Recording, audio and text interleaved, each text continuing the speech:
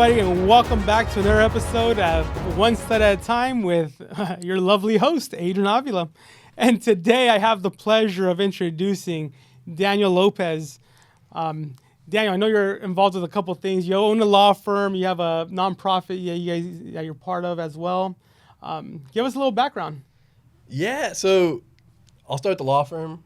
We're a law firm. We pretty much do work nationally. Trademarks, business formations, general counsel. Our job is basically to help business owners sleep better at night. Right. So as long as we're doing that, we're doing our job. We're licensed in California and New Jersey.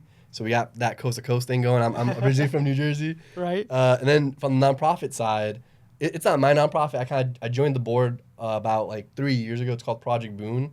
And what our goal is basically help with food insecurity here in the Inland Empire. Gotcha. So we provide meals, and in the summer we actually provide backpacks. So backpacks and food. That's kind of what we do. Yeah. That's awesome. And the name of your law firm?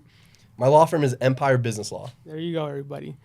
And just so you guys know, like he says, he helps employers sleep better at night, right? I always tell people you have to have a good attorney and a good tax person on your side, right? We'll talk about that spicy enchilada soon with the tax one, But today we have Daniel here, and just really quick, Daniel, what is your some hobbies that you're into?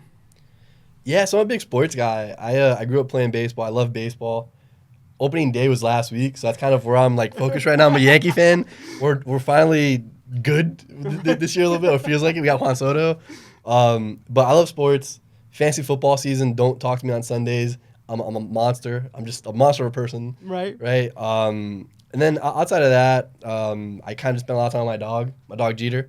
Mm-hmm. And my new fiance, we spend a lot of time together. There you go. But that's pretty much my hobby. So not too much. I spend most of my time doing lawyer stuff. So when I do have fun, it's usually with baseball or football. Nice. Hey, are you do you read any books? Are you a book person? I am not a book person. No? I'm sure you must be a movie guy then. You know what? I'm a weirdo. I used to spend a lot of time outside. Oh, okay. So I'm like an activities person. But if you had a basketball court like by my house, I would just be there every day. Jeez, right? But I do not read, or let me draw back. I read what I have to, right? Because I have to read contracts and I have to like get educated and make sure I know what I'm talking about. Yeah. But like for fun, I'm not really that much of a for fun reader. Gotcha. Yeah. But I do have some book recommendations if you need them. You let me know. Some book recommendations. He's like the Sports Almanac, Sports Illustrated, yeah. Sports Illustrated, the swimsuit edition. No, that's awesome. Well, congratulations on your new fiance. Yeah, thanks, man. I think that's something new that we haven't talked about. We have not talked about. Actually, I just told the producers here. But yeah, no, we got engaged this Sunday, which Easter Sunday. Sunday. Yeah. There you go. You resurrected the love, huh? yeah. That's a good way to put it. Right? No, that's awesome, man. Well, congratulations on thanks, that. Man. Daniel and I go back, quite a bit, through our referral team and everything like that. I reach out to him when I just need some questions. And again, it just helps that guidance. So I always tell people have a good attorney that you can actually reach out to just for some guidance at sometimes. And I know you're coast to coast, you fly back, honestly, right? I have a very large Dominican family, and they're all like on the East Coast within a mile of each other. Yeah. So as much as I can, I try to get back home. Yeah, that's awesome. That is awesome. And then, your background. Give me a little bit about your background, growing up, getting into the business. Like, what made you become an attorney? Because I know not everybody wakes up and says, you know what, I want to be an attorney today. And I want to go to school for, 8 years and have this tremendous debt all of a sudden, But I mean, just give us a background, from, your childhood up. You know what, so I'll start like at the end of it, of like being a lawyer. I am one of like the few people that back into being a lawyer. Like I never wanted to be a lawyer my entire life. It wasn't one of those things where I was like, hey, when I grew up, I'm like be on the Supreme Court or anything like that. I grew up with one goal in mind: play professional baseball. That's all I wanted to do. Oh shit! Yeah. That's all it was, right? It was that simple. So I like this. Yeah, it was, dude. I was very, very goal driven, right? I had like blinders on. So from the ages of like 5 to about 23, I was lucky enough to play baseball, right? So I played college baseball at Rutgers Newark in New Jersey.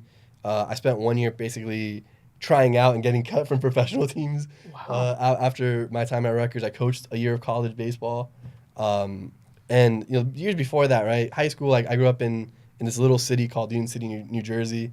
It's basically an immigration hub on the East Coast where my high school, I would say 99.9% of people spoke Spanish, right? We probably had more Spanish speakers than English speakers. Oh, wow. So my background is like very kind of just Colombians, Dominicans, Puerto Ricans, right? Right. Not as many Mexicans, right? We're in California, so that's like Right. a place a lot of like Mexican Salvadorians. Back there, it's a lot more Central America and the islands. But I grew up in that culture, right? I grew up 5 minutes from Times Square. I'm like a 5-minute bus ride away. So very different than where I am right now in like Right, I was gonna say California. really different. Yeah. But I grew up playing sports. I was a multi-sport athlete. The reason why I went to law schools actually was my senior year of high school. I had this teacher. His name is Mr. Militia, and I loved him. I took his class every year I could. And there was a competition in DC for his mock trial. He was a mock trial coach. Okay. And he was like, "Hey, look, man, we're going to DC. We're kind of friends at this point, right? I've been in his class for 4 years. Do you want to go? You might enjoy it. I know you can compete and you'll be all right." And it was early on in the season. My baseball coach said, "Look, man, just go, right? Like you spend all your time doing this, like expand your horizons, right? See what else you might like." And I did it. I might be the only person to ever seriously use the word no such thing as lethal marijuana in an argument at a competition. I did not win that competition, but it was fun, right? It was something that let me see that there was other possibilities. So after college, I coached a year. I spent that year trying out for professional baseball teams, and it was annoying, right? You'd get on, but then you get cut right before the season started, or you get calls, and then it's like, oh, you know what, something else fell through. So it was really rough, and at that point, I was like, I gotta do something else.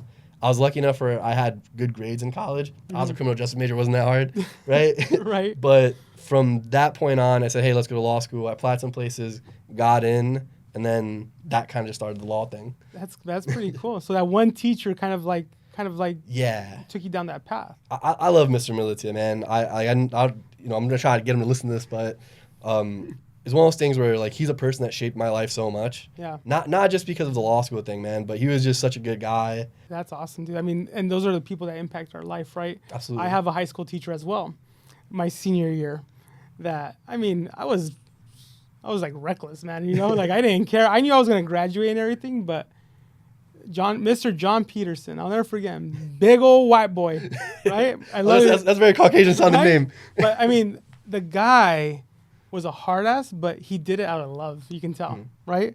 And so him and I bumped heads like at the beginning of the year and everything. And then he pulls me to the side. He's like, Adrian, what do you want to do with your life, man? Like, And I was like, well, I'm going to be in construction like my uncle, right?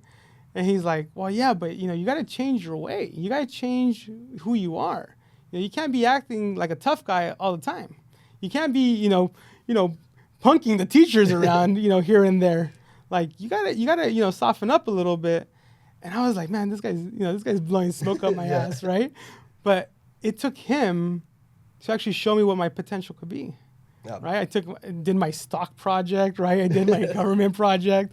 And then it's like, he made more of an impact on my life than my counselor did. Yeah. Right? My counselor was like, dude, you're not gonna, just, be happy, be a gardener or whatnot. Yeah. And I was like, and that's a counselor. Yeah, damn. This was one of my teachers. And he was like just phenomenal. And I, for the reason I am who I am today, like politics wise, is because of him, right? And he's very conservative and everything like that. I'm more on the conservative side, right? But I'm not like this hardcore Republican, right? But it's just more on the conservative side on certain things. And it just took that one guy to like. You know what I'll say, and I can tell the impact he had on you. Whenever you talk to people in the construction industry, like contractors and things like that, you get a few archetypes, right? Yeah. It's usually the really mean guy. Hey, I know what I'm doing. This is my quoted price. Either meet it or don't meet it. Yeah. Right. And then there's just the people who like don't have the business sense. Yeah. I think the biggest difference from like my conversations with you, which I really enjoy talking to you about, is just the mind behind it all. Because it's not just I do construction. It's not that at all, right? There's so much, like every time we talk, it's about the business opportunity behind it. Yeah. How this is going to develop into something else, and like you really don't get that from a lot of contractors, man. So I always appreciate that. No, and I know we've had conversations. You know what? Let me take a step back. Thank you for that, first off. But I know we've had conversations about like, hey, dude, like how can I invest in building something, right? And that's why I try to tell people, it's like, you know, you might not be able to build something today, but let's start putting the boots on the ground to get some traction and start moving that needle to where you want to go to. It doesn't have to be here in California either. Like I tell people, dude, we can help you like manage something in another state, right? We can help you, give you that guidance. And it's that mindset's that's the big difference though, right? Because a lot of people, whenever they're providing a service, all they care about, hey, do you have something for me right now? No, cool. Talk to me when you do. Yeah. Right? But every time we talk, it's always been like, hey, what are we thinking about, right? Yeah. These opportunities are coming up. This is this, right? Oh, you don't have this right now? Cool, let's plan on it, right? This is the stuff that we're looking at, right? Like the duplexes in LA was like the last time we talked, I think. So, you know, always just, I don't know, man, being informational, and it's like you love working with those kind of people, you know? And to me, it's like I always provide the education and everything before providing the construction services. It's like, dude, I got to educate you before we build, because then you're going to be like, what are we doing? Right? So, no, I really appreciate that. And I mean, it goes back to your law firm too, right? It's like you're trying to help these people sleep better at night, right? And some people just like, no, I've done it this way my whole life, right? And it's like, let's take a step back. Yeah. Right? And like, let's kind of like give a little bit of structure, and let's take a step at a time, right? And that's why like this whole thing is like, it has steps on it, right? Because we're like literally trying to take steps in anything we do. And, you know, with that being said, you as the attorney, I know it's been a little journey, right? And especially now that I learned about this whole, you know, being in baseball and everything, that kind of threw a wrench in your world, right? I mean, talk about mindset, right? Your mindset is for sports, right? Yeah. And then denial after denial, like that fucks with your head like there's no tomorrow. I mean, my sister-in-law's kid, dude, this kid's like, no joke, man, is a fucking phenomenal baseball player at the age of 13, I think. Is that what Mikey's at? Is that what Mikey's at? Somebody call Mikey right now. 13? 13 years old, man. This kid has, like, his whole mindset is like what you're saying, right? And so he's playing up now, up on his age. Not even with his age, he's playing up, right? And, like, I just see him at his games and how he focuses in on it and everything. But for you, I mean, like, when you got those denials, like one after another, like what did it, like, I know it had to fuck with your mental state at one point. Yeah, I mean, I think the hardest thing for me was it's something that you thought about every day of your life. And it's the only thing I ever, like, saw myself doing. Right. Right. And, you know, rejection wasn't the hard part, honestly, right? Like, I was lucky enough where I ended on good terms when I ended, right? It was my decision.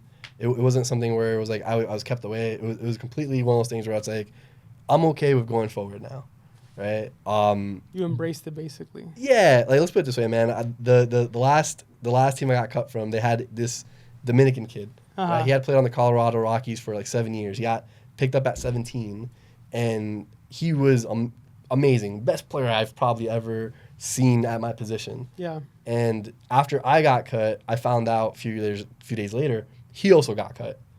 And for me, it was like, look, if this kid's getting cut, like, what's this long-term future for me in this thing, right? And like, I come from like a single parent household.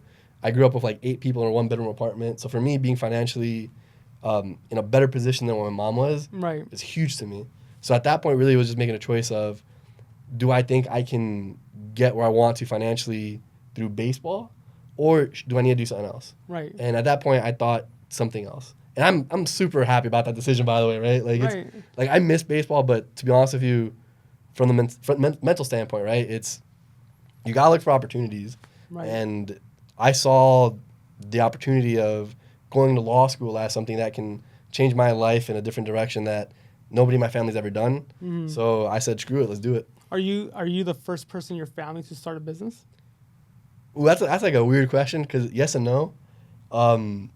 Break it down. Break it down for me. Break it down for me then. Yeah, no. So I didn't grow up with my biological father. Okay. But he's an entrepreneur where he had multiple businesses, right? His father owned a grocery store in my city, right? Gotcha. So that side of my family is entrepreneurially driven.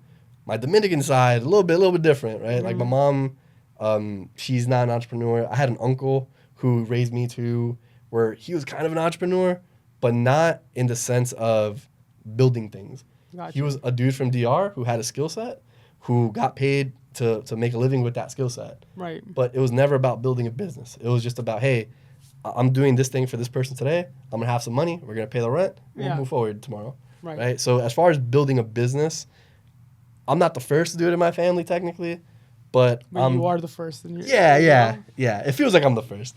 Right. And so, I mean, even with that, right, and from what the sounds of it is like, you grew this business on your own. Absolutely. Yeah. Right. Like there was no help, right? Like, there was no playbook of like, hey, this is the attorney playbook, and let's go to town, right? There's no daddy's money. Exactly. You didn't get a loan like Donald Trump for $1 million. I did not. No, for $1 million. I tried, but no. They said no, thank you. Yeah, right. No, but I mean, even that. I mean,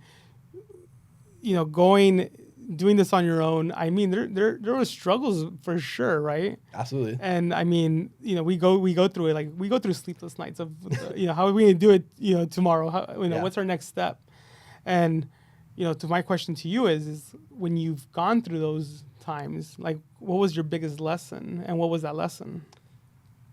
My biggest lesson is kind of just anything's really possible. I know that sounds really corny, right? But it's one of those things where literally anything you want to do in this world, you can literally do. Yeah. It's just about having the right amount of focus on it and, wanting it enough to a certain extent. Yeah. But also planning it, right? Like, when I opened my law firm, I did it coming off like my highest paid job ever. Yeah. Right? I was working for another law firm.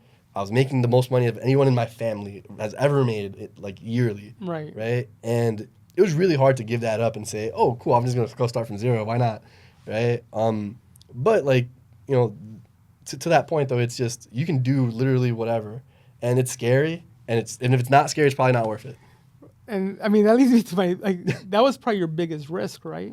Oh, hell yeah. Yeah. Right? Like that in itself, right? Yeah. And I mean, taking that risk of, fuck this law firm, like, because I'm pretty sure that's what it was. Cause no, you know what? Oh no. No, so I mean, I hear every attorney's like, oh, F this law firm, like I'm done. No, I'll tell you the story behind it, man. I can't even say that, right? So if you guys ever get into a car accident and you guys are in the Glendora area, Jacoby and Myers. No, man, no. Belgium, Fry, and Van Allen. They were the first law firm I worked for, and they do personal injury, right? So I went to a whole different direction. Yeah. But when I was deciding to open my own law firm, it wasn't like one of those things where I was like angry at them or anything like that. I just knew I wanted something different. I didn't like doing personal injury. So for me, it was just, okay, pandemic's kind of happening, right? It's around that time. Oh, that's right. Yeah. So for me, it was like, all right, if I'm going to do this, probably the best time to do it is now, right? So I actually gave them not like 2 weeks notice. I gave like 6 months notice. I was like, hey, man, I'm probably leaving 6 months from now to open my own firm. Are you guys good with this? And they're like, look, as long as you're not like competing with us, we don't really care. Right. And because I do business and trademarks, they were just like, all right, whatever, man. Whenever you're ready, just let us know, and we'll figure out a way to move forward. So it was really not confidential at all. Really? That's awesome. That's awesome to hear, because I mean, I can tell you, I know plenty of attorneys, and they're like, right? Like attorneys are dicks, yeah. Right? And so I was like, man, but going into that and actually going into your own space and actually doing that, what was like your biggest challenge though? Besides the I had a constant paycheck, but what was like the biggest struggle you had? It's a struggle I still have, right, man? So mindset part of it, right? When you're used to having so much, growing up, you think that's like the most you're ever gonna have, and it's like really kind of, you get comfortable a little bit. Yeah. Like even right now, I don't consider my law firm financially successful, but I can also appreciate that it gives me absolutely everything I need. Right. Like I'm never gonna go hungry. I have a car, I can get places, right? Like, is it a Rolls Royce? No. Right? Like, I still drive my O2 Camry. Right. But at the same time, like, when I was growing up, like, I can't tell you how many cars we had just because of, hey, look, this car's a junker, but for the next 2 months, it might get me to school. Yeah. Right? So that was like my mindset growing up. Now, it's like really easy, right? I live in a like 3-bedroom apartment with my girlfriend and my dog. Yeah. Right? That's way different than living in a 1-bedroom apartment with 8 people. Right. Right? So it's really easy for me to get comfortable and just sit back and appreciate, like, this is probably as best as I've ever had it in my life. Right. With that though, like, I still want to do more things, right? I still want to, one day buy a house, right? I still want to one day, have the car of my dreams. One day go on vacations with my family and buy mom a house, stuff like that. Yeah. So like the biggest kind of struggle is just getting the mindset of, just because things are good right now doesn't mean it can't get better. Right. Kind of no, I totally can attest to that, because it's like, you know, my mom worked as a single mom, right? My grandma took care of us. Mom was working.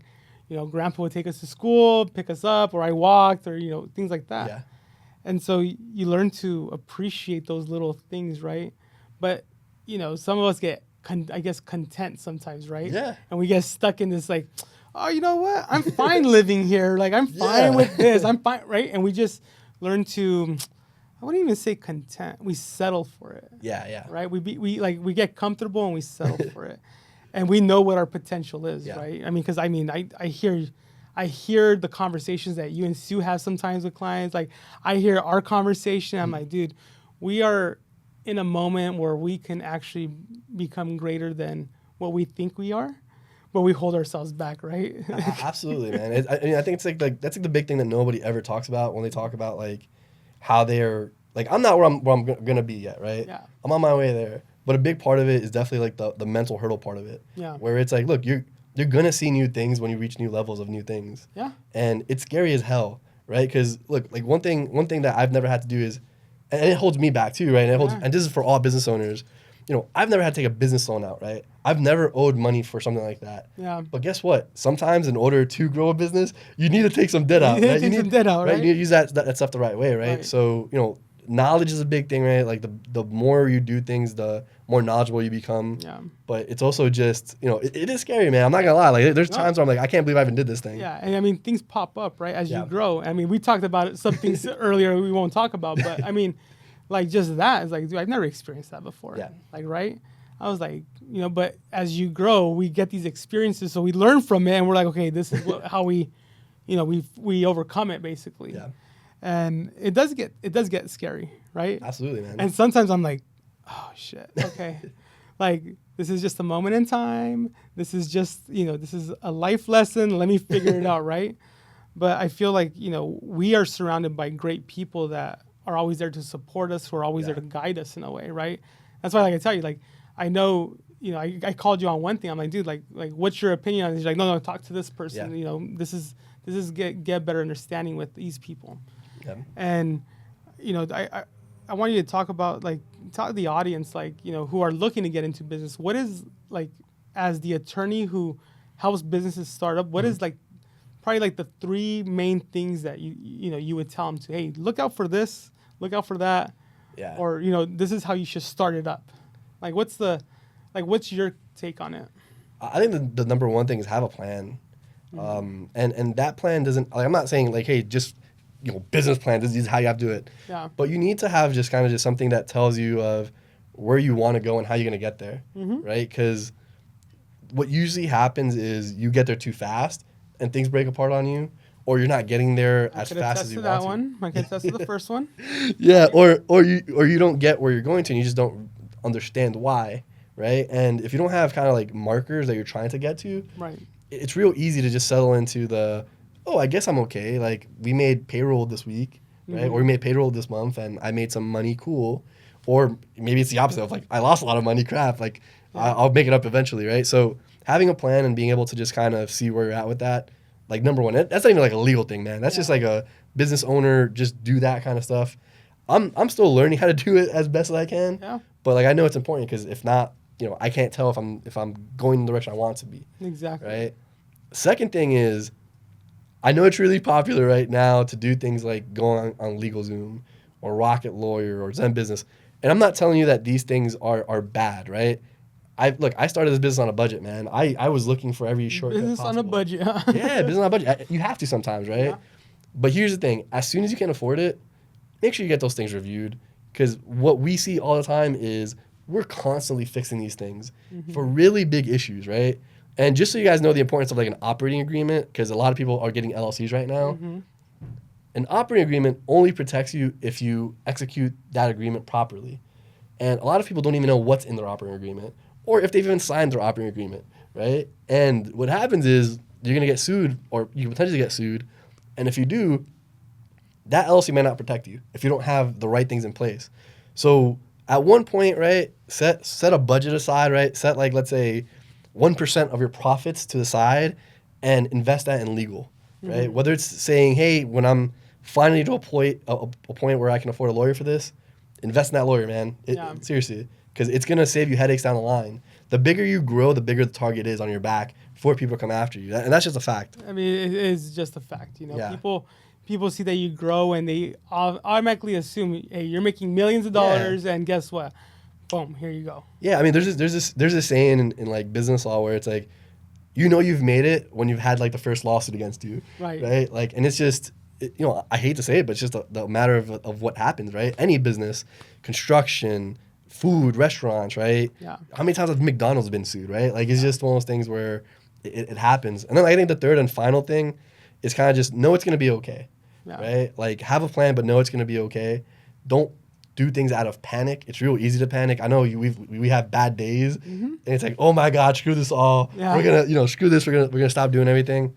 But the truth is, it's gonna be okay, right? No matter what you're doing, just look to the next thing, right? There's always the next step in business. You never go to sleep.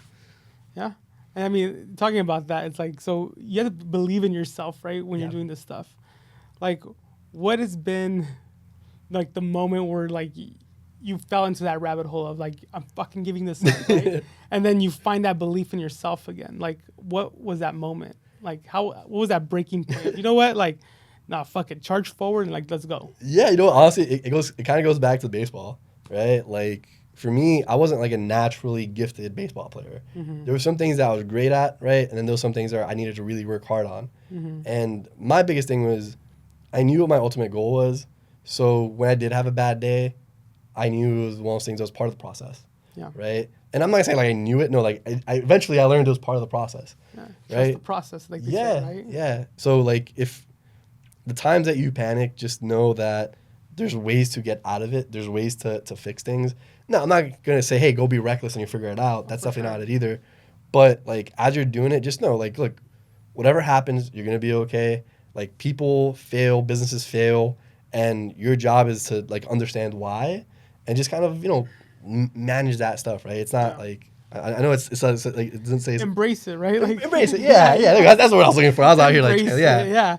I mean, there's been plenty of times where it's like, oh, shit, okay. Like, this came up, and I'm like, all right, you know what? Like, just embrace it, okay? And, like, just learn from it and, like, see what you can do better next time. Yeah. Right? And, I mean, you take that to baseball. Like I said, I didn't even know this about you, about the whole baseball side.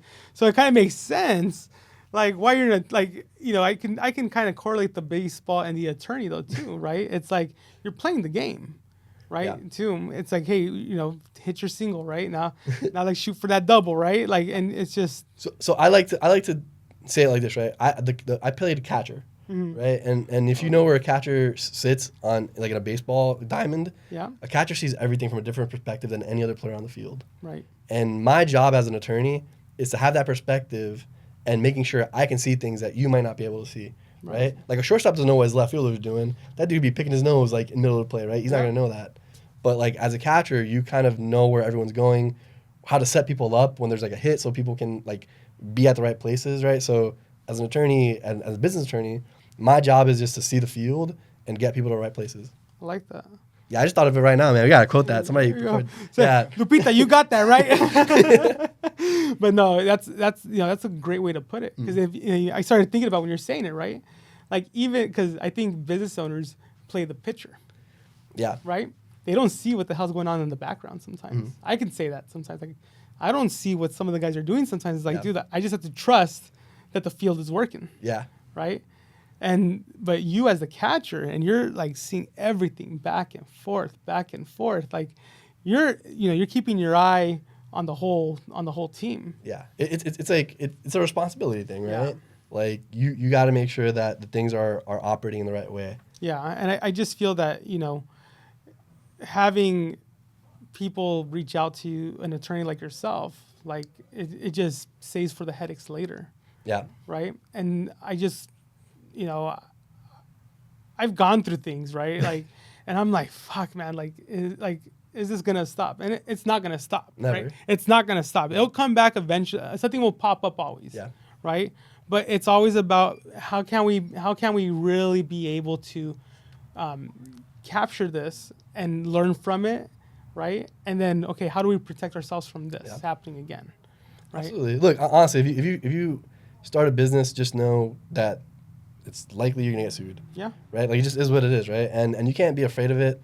You have to know, like, hey, what can I do to protect myself the best, right? Like, so even with like documents, like contracts don't stop you from being sued. No. What they do is they speed up the process of that lawsuit. Mm-hmm. So whenever you get sued, you can't like think, oh my God, mayday, mayday. Yeah.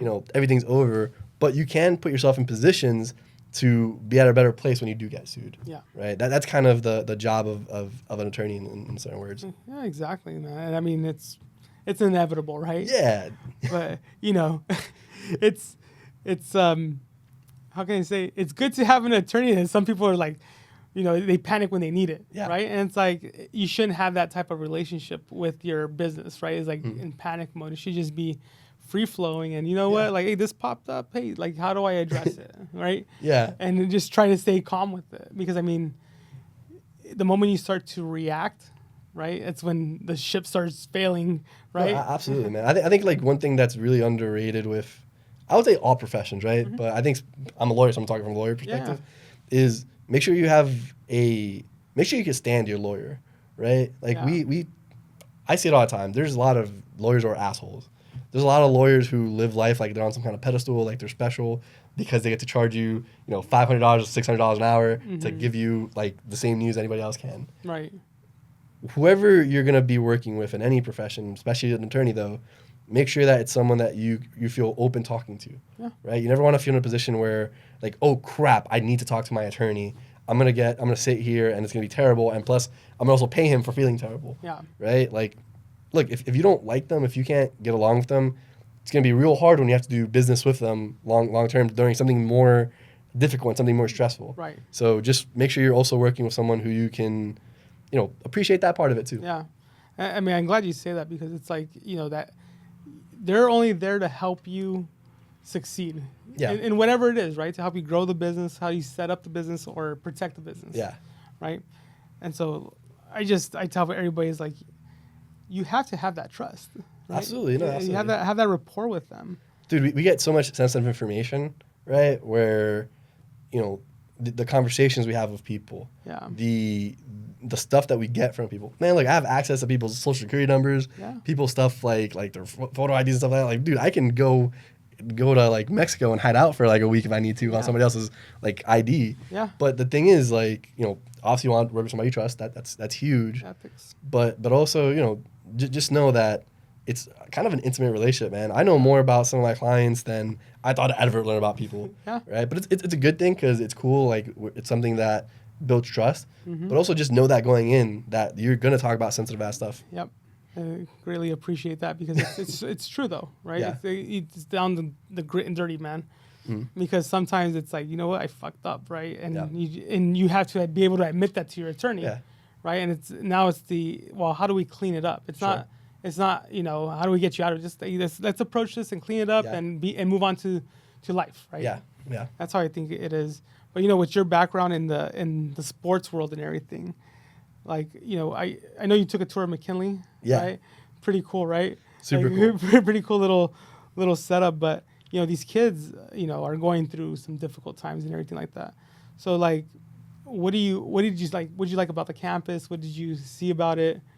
I think the campus is set up to be really a like commutative type like place. Yeah. Right? Where everything and the way it's placed and the way it's like, hey, we want our students here and we want the people that we have here to interact with each other. Yeah. Right? I think that's the biggest thing I saw was the facility itself. Dude, it's like in a circle, right? Like it's not really blocked off to different places. It's a beautiful facility. Yeah. New pool. Yeah. new like mini soccer field. Yeah. Right? The baseball field is really cool. So I love it. I didn't get the chance to go into classrooms and stuff like that. Right. But either way, man, it looked awesome. I think what they do here is super special, right? Especially with the kids who come from other countries and don't have places to go. Yeah. That is terrifying. I can't even imagine being in a place where I probably don't even speak the language and having to figure out life. Yeah. Right? So to be able to provide that service for kids, especially kids, because they're usually not in a situation they can't really help. Yeah, it's not their fault. Yeah, it's not their fault. They were brought into this world, and this is what they were handed. Yeah. So I think it's awesome, right? And then the person that I know who gave me the Toya, like she's awesome too, man. And every time I see her, I've seen her present, and I've seen her talk. It's always about the kids. It's always about how we can help, and super impressive about her too, man. So it's a great place, and we have great people in it. Yeah, no, definitely. We're always looking for people to give back their time, talent, or treasure. More importantly, I think, is the time and the talent. The treasure will always come, but I think the time and the talent that these kids get from individuals like ourselves to come back and, play maybe a pickup game of baseball, right, and stretch those legs out again, Yeah, I don't know if you guys talk about, but there's a music studio here. Yeah, there's a gym that you guys built out. Like it's crazy. Like I'm obviously way too old for this place, but if I was that age, I could see myself like falling in love with being here. Yeah, being here instead of in another facility where it's like where it's sketchy, man. It's scary. Like not to get too political with it, but there's things that some kids are really going through it right now, right? Yeah. So to have this for I wish there was a lot more of these across the country. Yeah, well, that's the whole point. We're trying to gravitate to that and be able to expand the word of who McKinley is through this as well, through this platform. So some good stuff. I love it. I want to thank you, Danny, for showing up here today to record with us. Giving business owners and future business owners the insight, of what is that you bring, and like just your past too, of how you're able to see the field, like you say, as a catcher, right, and be able to help these business owners thrive in their business. And so if you guys want to follow Danny and his law firm and the other stuff that he's involved with, his information will be in the description below. Definitely reach out to him. Great person to have on your corner when things get a little tough, or even when you're starting up. Definitely somebody you want to talk to, you guys. And for that, again, Daniel, thank you very much for your time. Yeah, thanks for having me, man. Yeah, and we'll see you guys on our next episode. Stay tuned. See you guys.